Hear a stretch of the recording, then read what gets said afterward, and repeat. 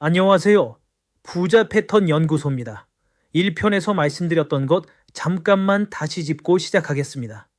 지금 통장 잔액은 우리 실력 점수가 아니라 지금까지 반복해온 돈의 패턴 기록에 가깝다는 것.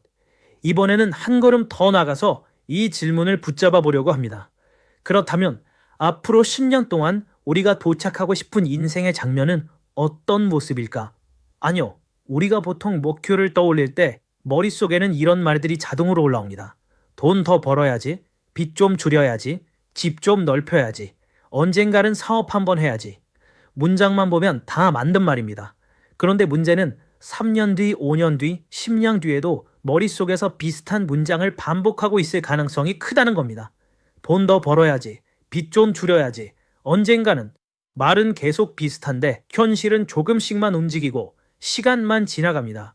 나폴레온 힐은 이 지점을 아주 날카롭게 봤습니다. 그는 이런 의미의 말을 남겼습니다. 대부분의 사람은 돈을 더 벌고 싶다는 생각은 하지만 자신이 어떤 인생을 살고 싶은지에 대해서는 구체적으로 그려보지 않는다. 반대로 진짜 부자들은 돈 액수보다 자신의 인생 장면을 먼저 그린다.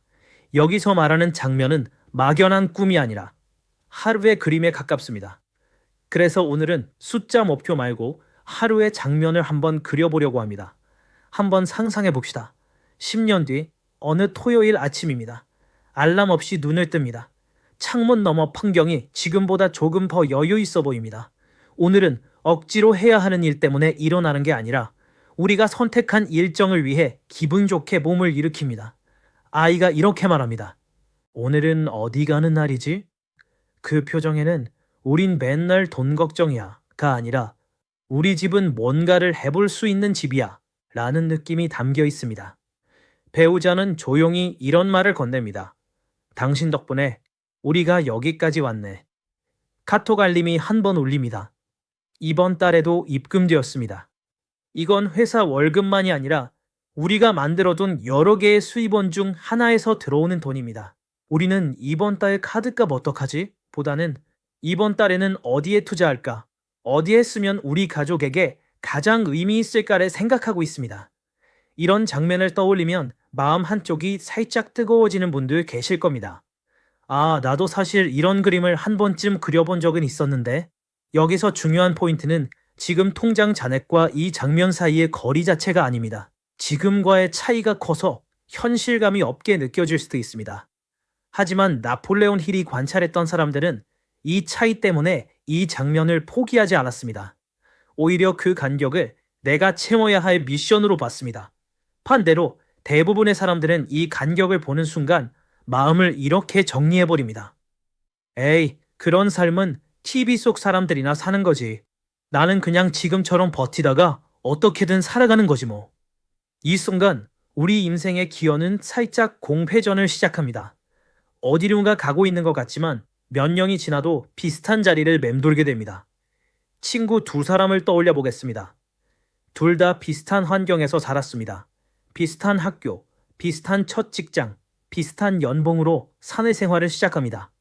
첫 번째 친구 A는 이렇게 생각합니다. 열심히 살다 보면 뭐 어떻게 되겠지. 돈은 더 벌어야지. 언젠가 기회 오겠지.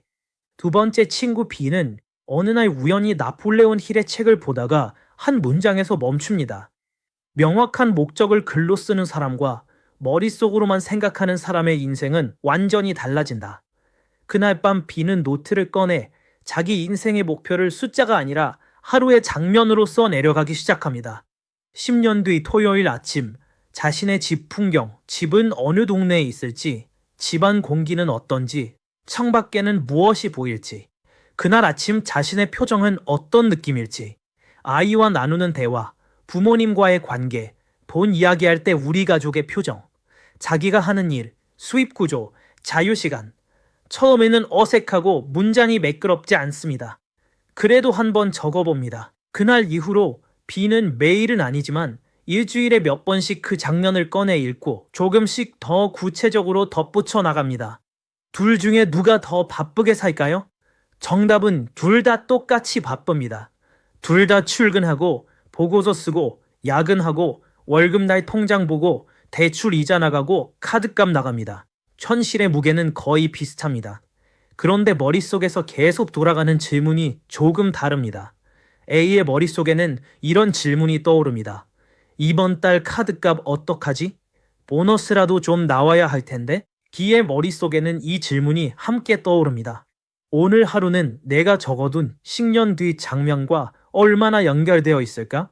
그래서 둘 다 똑같이 피곤한데 A는 퇴근 후에 현실을 잠깐 잊기 위해 영상과 게임 속으로 들어가고 B는 퇴근 후에 쉬는 시간도 같지만 그중 일부를 자신이 그려놓은 장면과 조금이라도 연결된 행동했습니다. 온라인 강의를 듣거나 사이드 프로젝트를 해보거나 관심 있는 비즈니스 모델을 분석해보거나 자신의 전문성을 정리해보거나 처음 한두 2년 동안 둘의 삶은 겉으로 봤을 때 큰 차이가 안 납니다. 둘 다 힘들고 둘 다 바쁘고 둘 다 통장에 여유가 많지 않습니다. 그런데 5년, 7년이 지났을 때 슬슬 차이가 보이기 시작합니다. A는 회사 사정과 운에 더 많이 휘둘리는 느낌이고 B는 힘들어도 나는 내가 적어둔 장면 쪽으로 조금씩 가고 있다 라는 감각을 갖고 있습니다. 그리고 10년이 지났을 때 두 사람의 삶은 출발선보다 훨씬 멀리 떨어져 있을 수 있습니다. 둘 다 재벌이 된 것은 아닐지 몰라도 B는 자기가 원했던 장면에 꽤 가까이 와 있고 가장 중요한 차이는 이것입니다. 나는 앞으로도 내 인생을 더 바꿀 수 있다. 이 확신을 몸으로 느끼고 있다는 점입니다. 여기서 우리가 가져갈 포인트는 딱 두 가지입니다. 첫째, 돈 더 벌어야지라는 생각만으로는 인생의 방향이 잘 안 바뀐다.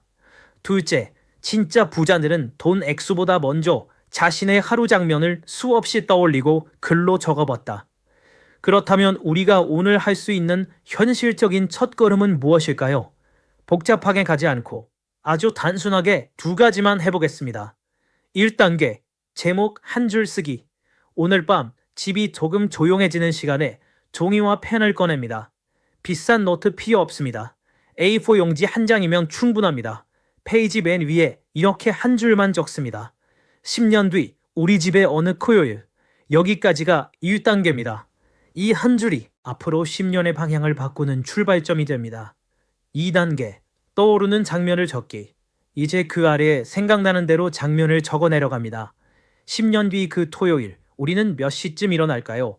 어떤 집, 어떤 동네에서 눈을 뜨고 있을까요? 아침에 창밖으로 보이는 풍경은 어떤지, 집안 공기는 어떤지, 아이와 나누는 대화는 어떤지, 부모님과의 관계는 어떨지, 돈 이야기를 할 때 우리 가족의 표정은 어떻게 달라져 있을지, 그날 하루 우리가 하는 일, 우리가 받는 수입, 우리가 쓰는 돈, 우리가 보내는 시간, 문장이 매끄럽지 않아도 괜찮습니다. 띄어쓰기가 안 맞아도 괜찮습니다. 중요한 건 지금 현실이 여타를 적는 게 아니라 우리가 진짜 바라왔던 하루를 처음으로 글로 꺼내보는 것입니다. 앞으로 이 두 가지만 해도 우리 머릿속에 있던 막연한 생각이 처음으로 형태를 갖게 됩니다.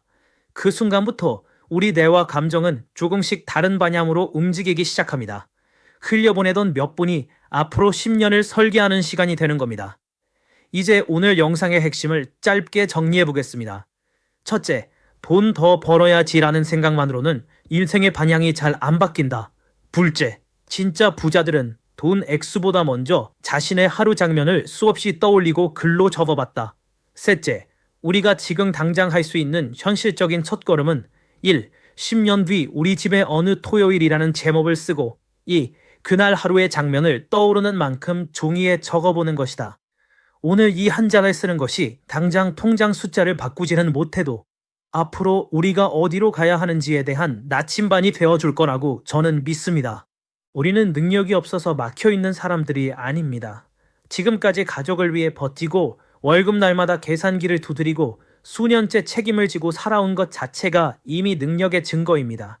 이제 그 능력을 어디로 써야 할지, 어떤 방향으로 모아야 할지 조금씩 정리해 나가는 단계에 들어가는 겁니다. 부자 패턴 연구소였습니다. 함께 해주셔서 고맙습니다. 정말 50억, 100억 찐 부자가 되고 싶다면 혼자 끙끙대지 말고 부자 패턴 연구소를 믿고 끝까지 따라오세요. 우리는 함께 패턴을 바꾸고 결국 인생의 숫자를 바꿀 겁니다.